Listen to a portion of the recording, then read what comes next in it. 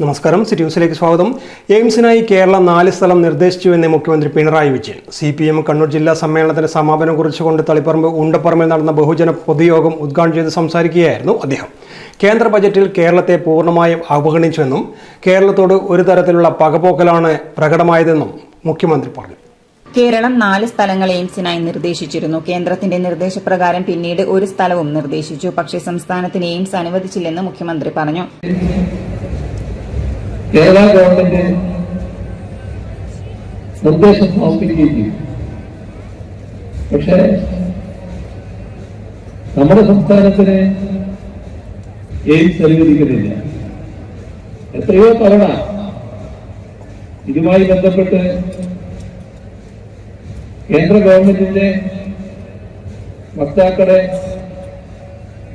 കേരള ഗവൺമെന്റിന് വേണ്ടി പലരും കണ്ടിട്ടുള്ളതാണ്.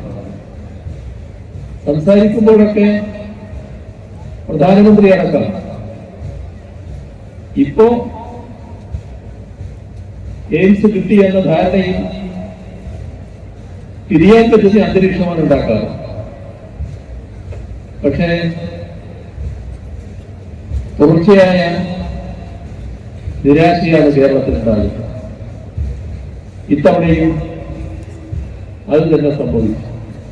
ഇതുമായി ബന്ധപ്പെട്ട് കേന്ദ്ര ഗവൺമെന്റിന്റെ വക്താക്കളെ കേരളത്തിന്റെ പ്രതിനിധികളും പലരും കണ്ടിട്ടുണ്ട്. സംസാരിക്കുമ്പോൾ പ്രധാനമന്ത്രി അടക്കം ഇപ്പോൾ എയിംസ് കിട്ടിയെന്ന ധാരണയിൽ തിരിയാൻ പറ്റാത്ത അന്തരീക്ഷമാണ് ഉണ്ടാക്കുന്നത്. പക്ഷേ തുടർച്ചയായ നിരാശയാണ് കേരളത്തിന് നേരിടേണ്ടി വരുന്നത്.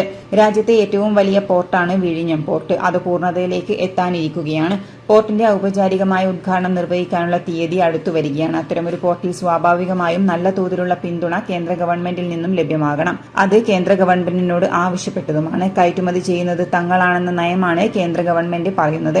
പക്ഷേ വിഴിഞ്ഞം പോർട്ടിന്റെ കാര്യത്തിൽ ഒരു സഹായവും ലഭിച്ചില്ല.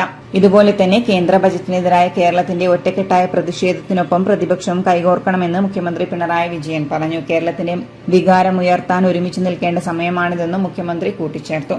കേന്ദ്ര ബജറ്റിൽ കേരളത്തെ പൂർണ്ണമായും അവഗണിച്ചുവെന്ന് മുഖ്യമന്ത്രി പറഞ്ഞു. കേരളത്തോട് ഒരു തരത്തിലുള്ള പകപോക്കലാണ് ഇതിൽ പ്രകടമായത്. കേരളത്തിലെ ജനങ്ങളെ ഇങ്ങനെ ശിക്ഷിക്കാൻ പാടുണ്ടോ എന്ന ചോദ്യമാണ് ഉയരുന്നത്. കേരളം പിന്നിലായാൽ സഹായിക്കാമെന്നതുൾപ്പെടെയുള്ള പ്രസ്താവനകളിലൂടെ BJP നേതാക്കൾ പരിഹാസ്യരാവുകയാണ്. കേരളത്തിന്റെ ഒറ്റക്കെട്ടായ പ്രതിഷേധം ഉയരേണ്ട സമയമാണിതെന്നും പ്രതിപക്ഷം അതിനൊപ്പം നിൽക്കണമെന്നും മുഖ്യമന്ത്രി കൂട്ടിച്ചേർത്തു.